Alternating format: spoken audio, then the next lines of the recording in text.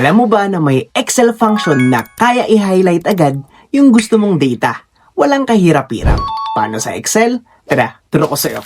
Akala may sample data na pala ako dito ng mga clients name ko. Under sa status, meron akong paid, unpaid, tapos yung mga unpaid, kinukulayan ko para madali ko ma-identify yung mga hindi pa bayad. Tapos yan yung kiniklik ko. Mano-mano pa rin ako.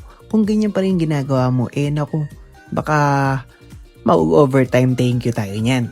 Ngayon, may shortcut tayo dyan. I-highlight mo lang ito, tapos i-press mo Alt-H, tapos L, tapos H, tapos E.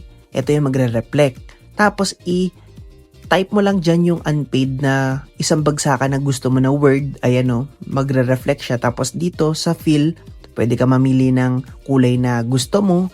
Ayan siya. Diba? What if hindi ka sanay sa mga shortcut keys natin na mga Alt-H, L, H-E na yan?